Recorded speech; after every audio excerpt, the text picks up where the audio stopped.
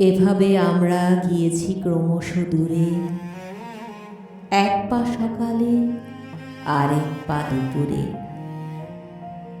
ভেবেছি আজকে না হয় সন্ধ্যা যাক, কাল কথা হবে, এমন কি তার থাক।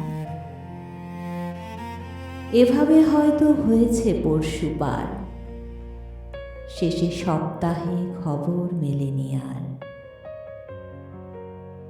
মাসেও এখন হয় না খবর জানা, যে যার মতোই গুটিয়েছি হাতখানা।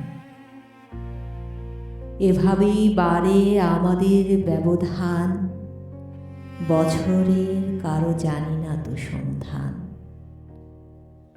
এভাবে আমরা ক্রমশই দূরে যাই,